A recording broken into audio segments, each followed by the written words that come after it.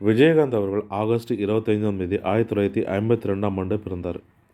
இவர் மதுரை மாவட்டத்தில் திருமங்கலம்ன்ற இடத்துல தான் பிறந்தார். இவருடைய மனைவி பிரேமலதா. பிரேமலதா மற்றும் விஜயகாந்த் தம்பதியர்களுக்கு விஜய் பிரபாகரன் மற்றும் சண்முக பாண்டியன் 2 பிள்ளைகள் இருக்காங்க. விஜயகாந்தோட அப்பா பார்த்திங்கன்னா அழகர்சாமி, அம்மா பார்த்திங்கன்னா ஆண்டாள். இவரை செல்லமாக கேப்டன்னும் புரட்சி கலைஞர்னும் அழைப்பாங்க. விஜயகாந்த் தனது ஆரம்பகால பள்ளி படிப்பை தேவக்கோட்டையில் இருக்கிற தி பிரிட்டோ உயர்நிலைப் பள்ளியில் தான் படிச்சிருந்தார்.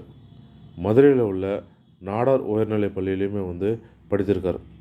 10ஆம் வகுப்பு வரைக்கும் படித்த விஜயகாந்த் அதன் பிறகு தனது தந்தையனுடைய அரிசி ஆலைய நிர்வாகத்தை கவனிக்கவும் ஆரம்பித்தார். படிக்கும் பருவத்திலே இவருக்கு சினிமா மீது ஈர்ப்பு இருந்ததுனால சினிமாவில் சேர்ந்து நடிக்க வாய்ப்பு தேடி சென்னைக்கும் வந்தார். 1978 இயக்குனர் காஜாவின் இயக்கத்தில் வெளிவந்த இனிக்கும் இளமைன்ற திரைப்படத்தில் ஒரு சிறு கதாபாத்திரத்தை ஏற்று நடித்திருந்தார். இதன் மூலமா அவர் தனது திரைப்பயணத்தையுமே தொடங்கினார். அதன் பிறகு 1980 வெளிவந்த தூரத்து இடிமுழக்கம்ன்ற திரைப்படத்தில் ஒரு முக்கிய வேடத்தை ஏற்று நடித்தார். இதன் மூலமா ஒரு நிலையான இடத்தை தமிழ் சினிமாவில் பிடிக்க இவர் முயற்சியும் மேற்கொண்டார். அதன் பிறகு 1981 இயக்குனர் எஸ்.ஏ. சந்திரசேகர் இயக்கத்தில் இவர் நாயகனாக நடித்து வெளிவந்த படம் தான் சட்டம் ஒரு இருட்டர். இந்த திரைப்படம் ஒரு மிகப்பெரிய வெற்றி படமாக இவருக்கு அமைத்து கொடுத்தது. விஜயகாந்தோட திரைப்பயணத்திலே ஒரு மிகப்பெரிய திருப்பு முனையாகவும் இந்த திரைப்படம் அமைந்தது. இதன் பிறகு தன்னை ஒரு ஆக்ஷன் ஹீரோவாக காண்பிக்க நினைத்து அதற்கேற்ற போல கதாபாத்திரங்களை தேர்ந்தெடுத்து நடித்து பல வெற்றிகளையுமே தந்தார் விஜயகாந்த் அவர்கள். தன்னால் குணச்சித்திர வேடத்தையுமே ஏற்று நடித்து வெற்றி பெற முடியும்னு நிரூபித்த படம் தான் இயக்குனர் ஆர். சுந்தரராஜன் இயக்கத்தில் 1984ஆம் ஆண்டு வெளிவந்த வைதேகி காத்திருந்தாள்ன்ற திரைப்படம். இந்த திரைப்படம் மிகப்பெரிய வெற்றி பெற்றது. இதனைத் தொடர்ந்து அம்மன் கோயில் கிழக்காலை, தழுவாத கைகள், ஊமை ஒலிகள்னு பேர் சொல்லும்படி இவருடைய வெற்றி படங்களுடைய பட்டியல் நீண்டு கொண்டே போனது. 1991ஆம் ஆண்டில் இயக்குனர் ஆர்.கே. செல்வமணி இயக்கத்தில் வெளிவந்த மிகப்பெரிய வெற்றி திரைப்படம் தான் கேப்டன் பிரபாகரன். இந்த திரைப்படம் விஜயகாந்த் 100வது திரைப்படம். 100வது திரைப்படம்ன்ற அந்தஸ்தோடு மட்டும் இல்லாமல் இந்த திரைப்படத்துக்கு பிறகு இவரை இவருடைய ரசிகர்களும் இவருடைய கட்சி தொண்டர்களும் அன்போடும் மரியாதையோடும் கேப்டன் தான் அழைக்கவும் ஆரம்பித்தாங்க. விஜயகாந்த் அவர்கள் இது வரைக்கும் தமிழ் படங்கள் மட்டுமே நடித்திருக்கார். இவருடைய படங்கள் இந்தி மற்றும் தெலுங்கு மொழிகளில் டப்பிங் செய்யப்பட்டிருந்தாலுமே நேரடியாக பிற மொழிகளில் நடித்ததே கிடையாது. தமிழ் மொழிகளில் மட்டும்தான் நேரடியாக நடித்திருக்காத தவிர மற்ற மொழிகளில் இவர் நேரடியாக நடித்தது கிடையாது. அந்தளவுக்கு இவர் தமிழ் மீது பற்று கொண்டவர். இவருடைய படங்களில் தேசப்பற்றும் வசனங்கள் மிகவும் அழுத்தமாக இருக்கும். ஊழல், திருட்டுன்னு சட்டவிரோத செயல்களுக்கு இவருடைய குரல் திரைப்படங்களில் சமூகத்திலுமே தொடர்ச்சியாக ஒலித்து கொண்டே இருந்தது. விஜயகாந்த் நடிக்கும் படங்களில் பெரும்பாலும் ஊழலுக்கு எதிராகவும் தேசப்பற்று மிக்க படங்களாகவும் இருக்கும். பெரும்பாலும் இரட்டை வேடம், போலீஸ் மற்றும் இராணுவ வீரர் இது போன்ற வேடங்களில் நடித்தும் இருக்கார். விஜயகாந்த் அவர்கள் நடிகனாக மட்டும் இல்லாமல் தமிழ் திரைப்பட சங்க தலைவராகவுமே இருந்திருக்கார். இவர் தலைவராக இருந்தபோது பல கோடி கடனையுமே இவர் அடைத்திருக்கார். இதன் மூலமா தமிழ் சினிமா சங்கத்தை முன்னணி சங்கமாகவும் உயர்த்தியிருக்கார். சுமார் 35 வருடங்கள் திரையில் ஆதிக்கம் செலுத்திய இவர் 2005ஆம் ஆண்டு செப்டம்பர் 14ஆம் தேதி மதுரையில் தேசிய முற்போக்கு திராவிட கழகம்ன்ற பெயரில் கட்சி ஒன்றை ஆரம்பித்து தனது அரசியல் பயணத்தையுமே தொடங்கினார். 2006 நடந்த தமிழ்நாடு சட்டசபை தேர்தலில் இவருடைய கட்சி 234 தொகுதிகளையுமே போட்டியிட்டு அநேக இடங்களில் கணிசமான வாக்குகளை பெற்று திமுக மற்றும் அதிமுகவுக்கு அடுத்த தனிப்பெரும் கட்சியாக இந்த கட்சி உருவானது. இவர் சந்தித்த முதல் தேர்தலே தனது முதல் களமாக விருதாச்சலம் தொகுதியில் போட்டியிட்டு தன்னை எதிர்த்து போட்டியிட்ட வேட்பாளரை விட சுமார் 13,000 வாக்குகள் அதிகமாக பெற்று வெற்றி வாகையும் சூடி எம்எல்ஏவாகவும் தேர்ந்தெடுக்கப்பட்டார். அதன் பிறகு 2011 நடந்த சட்டசபை தேர்தலில் இவருடைய கட்சி அதிமுகவோட கூட்டணி வைத்து 49 தொகுதிகளில் போட்டியிட்டு 29 தொகுதிகளில் வெற்றியும் பெற்றார். திமுகவை பின்னுக்கு தள்ளி பிரதான எதிர்க்கட்சியாகவும் உருவெடுத்தார். அதன் பின்பு சில நாட்களிலே கருத்து வேறுபாடு காரணமாக அதிமுகவோடு இருந்த கூட்டணியை முறித்து கொண்டு பிரதான எதிர்க்கட்சி தலைவராகவும் செயல்பட்டு வந்தார். இதுதான் இவருடைய பின்னடைவுக்கு முக்கிய காரணமாக கருதப்படுது. 2006 இவர் போட்டியிட்ட பொழுது ஆண்டவனுடைய மக்களுடைய தான் கூட்டணின்னு கட்சியில் இறங்கினார். அந்த சமயத்தில் மக்களுமே திமுக அதிமுகவுக்கும் மாற்றாக ஒரு கட்சியை தேடிக்கொண்டிருந்த நிலையில் மக்கள் கரெக்டாக சரியாக அடையாளம் கண்டு எம்ஜிஆருக்கு பிறகு இவர் தான் சரியாக அடையாளம் கண்டு இவரை ஆதரித்து பெரும் ஆதரவையும் கொடுத்துருந்தாங்க. ஆனால் 2011 அதிமுகவோட கூட்டணி வைத்து தான் மக்களுக்கு பிடிக்காமல் போனது. இவருக்கு பின்னடைவும் ஆரம்பித்தது. அது மட்டும் இல்லாமல் இவருக்கு பக்கபலமாக இருந்த இவரது நண்பரும் இவர் கூட இல்லாமல் போயிடுச்சு. இவருடைய நண்பர் இவர் கூட பக்கபலமாக இருந்திருந்தால் இப்ராஹிம் ராகவத்தர் எப்படி செதுக்கி இவரை தமிழ் சினிமாவில் ஒரு முன்னணி ஹீரோவாக கொண்டு வந்தார். அதே போல் அரசியலுமே ஒரு சிஎம்மாக உருவாக்க தான் முதலமைச்சராக உருவாக்க தான் பெரும் பாடுபட்டிருந்தார். இவர் மட்டும் கூடவே இருந்திருந்தால் இன்றைக்கி தமிழ்நாட்டோட முதல்வராக இருந்திருப்பார் இவர். ஒரு வேளை விஜயகாந்த் அவர்களுக்கு திருமணம் ஆகாமலே இருந்திருந்தார் ராவுத்தர் அவர்கள் விஜயகாந்தை ஒரு காமராஜராக பார்த்துருக்கலாம். காமராஜர் போல் ஒரு முதலமைச்சரை நம்ம பார்த்துருக்கலாம். திருமணம் ஆகின பிறகு ராவத்தரோடு இருந்திருந்தால் எம்ஜிஆரை போல் ஒரு முதலமைச்சராக விஜயகாந்தை உருவெடுத்திருப்பார். ஏன்னா விஜயகாந்த் தமிழ் சினிமாவில் ஆர்வம் கொண்டு நடிப்பு மீது ஆர்வம் கொண்டு சென்னைக்கு வரேன்னு சொன்னப்போ, நீ தனியாக போய் என்ன பண்ண போகிற, நீ ரொம்பவே கோவக்காரவன் இயல்பாக இருக்கிறவன், நீ தனியாக போய் எப்படி கஷ்டப்பட போகிறன்ட்டு அவர் கூட கிளம்பி வந்திருக்காரு ராவத்தருமே. இது வரைக்கும் ஏவிஎம் சூழலில் கொடுத்த செக்கை யாருமே திருப்பி கொடுத்தா சரித்திரமே கிடையாது. அப்படிப்பட்ட செக்கை ஏவிஎம் ஸ்டூடியோலேருந்து கிடைத்தது ஒரு 30 வருஷத்துக்கு முன்னாடி இருக்கும். ஒரு 1 லட்ச ரூபா அட்வான்ஸ் கொடுத்துருக்காங்க. அந்த படத்தையே வேணாம்னு சொல்லி திருப்பி கொடுக்க சொல்லியிருக்காரு ராவத்தர். ஏன்னா நம்ம சூப்பர் ஸ்டார் நடிக்கும் படத்தில் விஜயகாந்துக்கு வில்லனாக நடிக்க கிட்ட அவருக்கு 1 லட்ச ரூபாய் அட்வான்ஸும் கொடுத்துருக்காங்க. இந்த 1 லட்ச ரூபாய் அட்வான்ஸ் அவர் வாங்க காரணமே தமிழ் சினிமாவில் கொஞ்சம் கொஞ்சமாக வளர்ந்து நல்ல இடத்தை அடைந்து திடீரென சரிவை கண்டு மீண்டுமே பழைய நிலைமையை அடைஞ்சிட்டாங்க.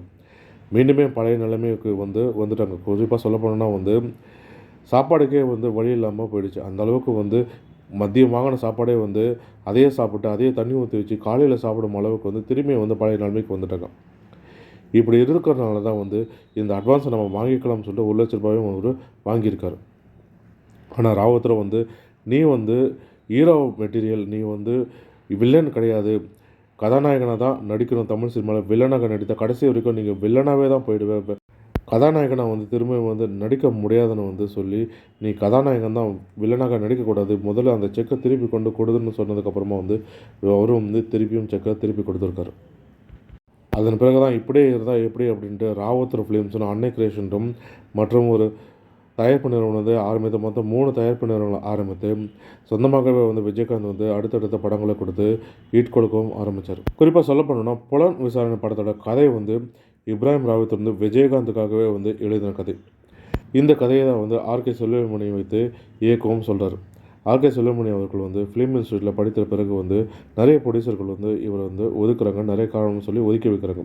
ஏன்னா ஃபிலிம் இன்ஸ்டியூட்டில் படிச்சுட்டு வந்தவங்க எல்லாமே மாடர்னாக காட்டுவாங்க, ஃபேஷனாக காட்டுவாங்க, ஆனால் கதை எதுவும் இருக்காது, செலவு இழுத்து விட்டுருவாங்க அப்படின்ட்டு ஒதுக்கிட்டே வராங்க.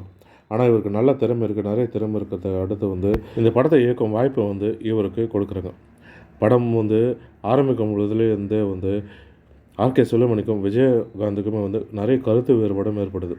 இதனால் ஒரு சமயத்தில் விஜயகாந்த் ஆர்கே செல்வமணிகிட்ட பேசாதையே நிறுத்திட்டார். இதன் பிறகு ராவத்தர் விஜயகாந்தை கூப்பிட்டு, உனக்கு என்ன பிரச்சனை, இந்த படத்தில் நடித்து கொடு, நான் சொல்கிறேன் இல்லை, இந்த படம் உனக்கு கண்டிப்பாக ஒரு பெரிய ஹிட்டாக கொடுக்கும், வெற்றியை கொடுக்கும் அப்படின்னு சொன்னார். நண்பர் சொன்னதுக்காக ஓகே நண்பன், நான் கண்டிப்பாக நடித்து கொடுத்துட்றேன் அப்படின்னு சொல்லிட்டு நண்பன் சொன்னதுக்காக இந்த படத்தை நடித்து முடிச்சும் கொடுத்துருக்காரு.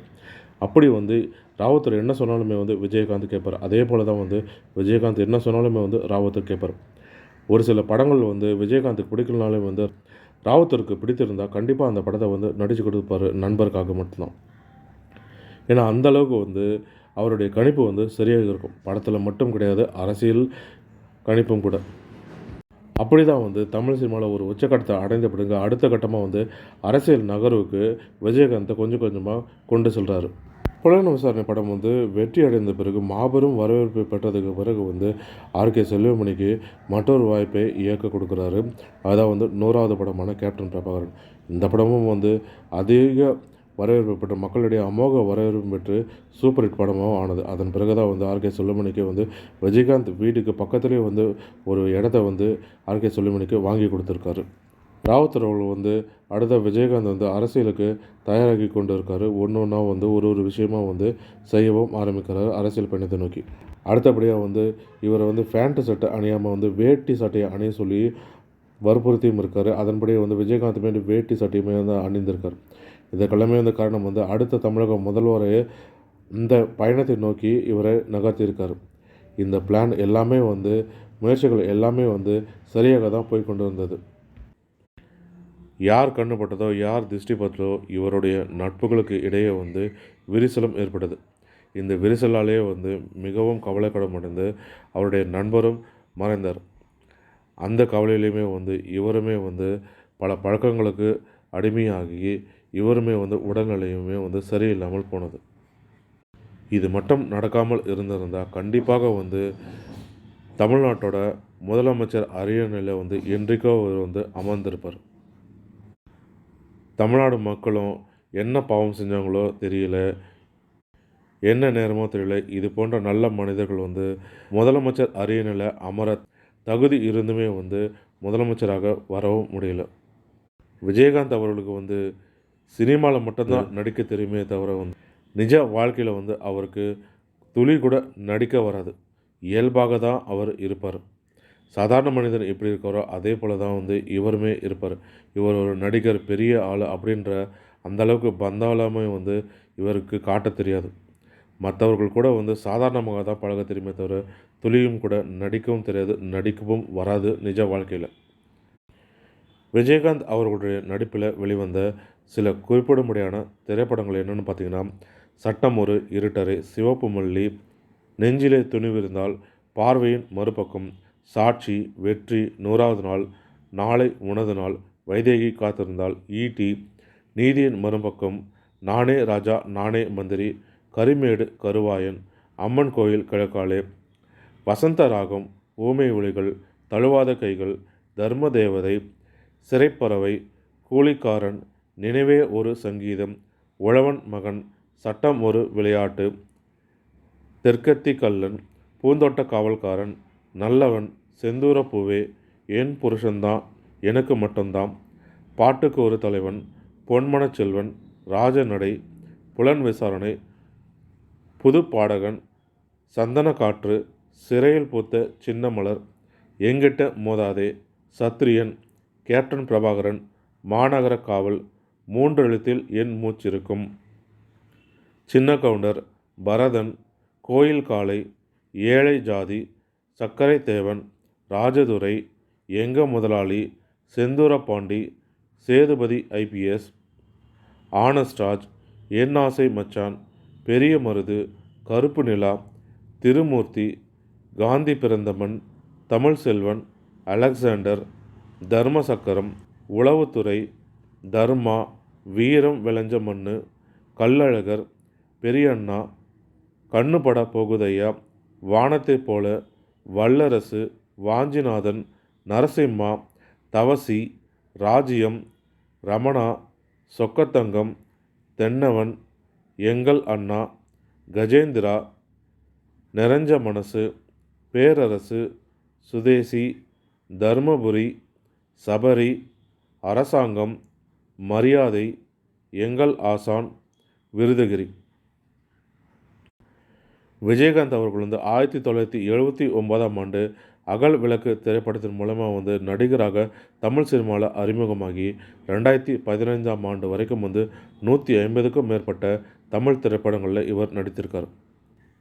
இவரது நடிப்பையும் நாட்டுப்பற்றையும் வந்து பாராட்டி தமிழக அரசு விஜயகாந்துக்கு கலைமாமணி விருது வந்து 2001ஆம் ஆண்டு, எம்ஜிஆர் விருது வந்து 1994ஆம் ஆண்டும், சிறந்த தமிழ் திரை நட்சத்திரங்களுக்கான ஃபிலிம்பேர் விருது வந்து 2009ஆம் ஆண்டும் இவருக்கு கிடைத்திருக்கு. மத்திய அரசுமே வந்து இவருக்கு சிறந்த குடிமகனுக்கான விருதையும் வழங்கி கௌரவித்தோம். இப்படிப்பட்ட மனிதர்கள் வந்து கிடைப்பதே வந்து நம்மளுக்கு ஒரு பொக்கிஷம்தான். இப்படிப்பட்ட அரிய மனிதர் வந்து இனிமேல் இல்லாவிட்டாலுமே வந்து இவர் செய்த தொண்டுகள் வந்து நம்மளிடையே வந்து எப்போவுமே வந்து இருந்து கொண்டே இருக்கும். இவர் சொல்லும் ஒரே ஒரு வாக்கியம் தான், காசு என்னையா காசு, கோடி கோடியாக சேர்த்து வச்சு என்னையா பண்ண போகிறீங்க, இறந்ததுக்கப்புறம் இடுப்பில் இருக்க அண்ணா கயிறையும் அறுத்துட்டு தான் அனுப்புவாங்க அப்படின்னு. அப்படி காசை ஒரு பொருட்டாக மதிக்காமல் இறப்பதற்கு ஒரு நாளுக்கு முன்னாடி கூட வந்து போண்டாமணி அவர்களுடைய கடனை வந்து முழுமையாக அடைத்திருக்கார். 12 லட்சம் கடனையும் வந்து முழுமையாக அடைத்திருக்கார். அந்தளவுக்கு வந்து காசை ஒரு பொருட்டாக மதிக்காமல் மற்றவங்களுக்கு உதவும் குணம் கொண்டவர் தான் எங்கள் சொக்கத்தங்கம் கருப்பு நிலா எங்கள் அண்ணன் விஜயகாந்த் அவர்கள்.